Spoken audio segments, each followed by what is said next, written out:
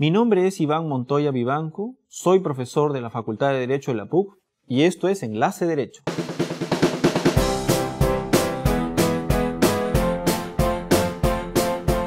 Con frecuencia vemos por la televisión noticias muy lamentables: asesinatos a manos de sicarios, robos a personas e instituciones, muertes de mujeres a manos de sus parejas, sobornos recibidos por funcionarios públicos, entre otros graves hechos.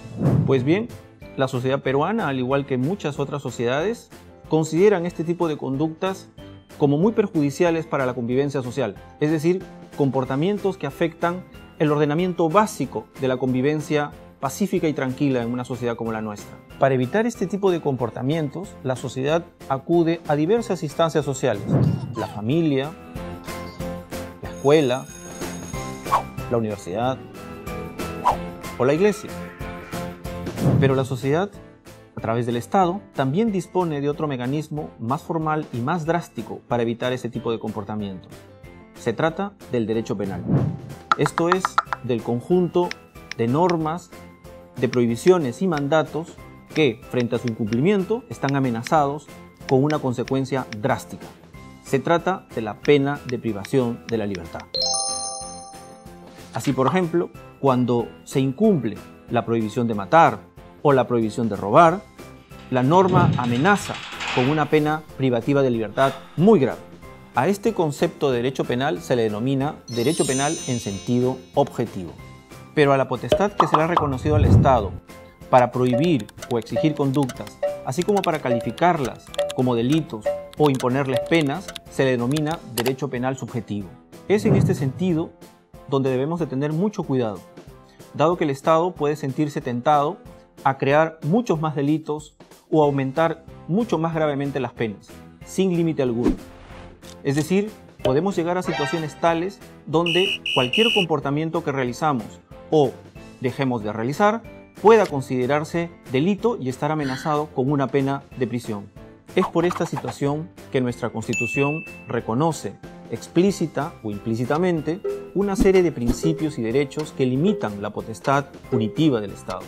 Esta potestad punitiva del Estado se encuentra justificada, según nuestro Tribunal Constitucional, por la finalidad última de proteger bienes jurídicos relevantes para la convivencia social.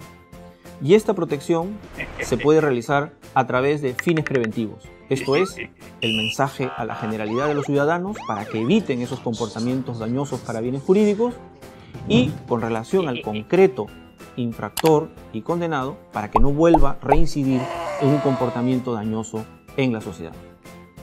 El Estado debe respetar así principios fundamentales como el de legalidad, el de proporcionalidad, lesividad o el de culpabilidad. Así, por ejemplo, el principio de legalidad se subdivide en una serie de garantías y principios. El de reserva de ley: no puede haber delitos ni penas si no son en normas con rango de ley.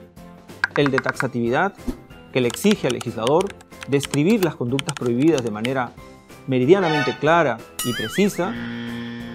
El principio de irretroactividad de la ley penal, que no se pueden establecer normas penales que tengan efectos con anterioridad a su entrada en vigencia.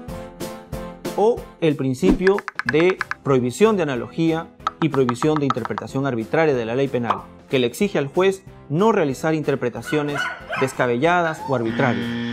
El principio de proporcionalidad le exige al legislador establecer la prohibición de conductas y establecer penas que sean idóneas para proteger bienes jurídicos, además de necesarias y proporcionales al injusto cometido.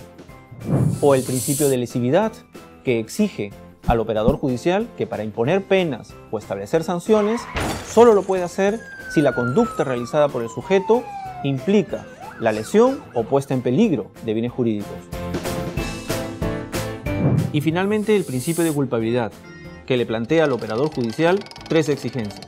La primera es la prohibición de responsabilidad objetiva, es decir, la exigencia de que los hechos producidos solo pueden ser responsabilizados cuando se hayan realizado de manera dolosa o al menos de manera imprudente.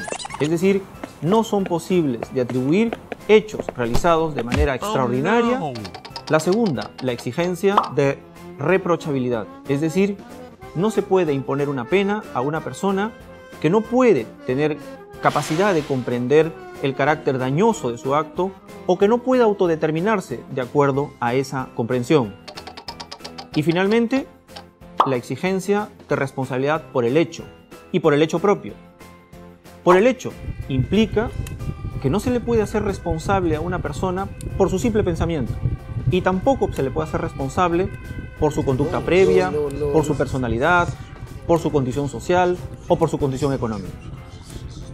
Y por el hecho propio, porque no me pueden hacer responsable o no nos pueden hacer responsable por hechos cometidos por otras personas. Y tampoco cabe en el derecho penal responsabilidades colectivas o solidarias. Las responsabilidades en el derecho penal son estrictamente individuales.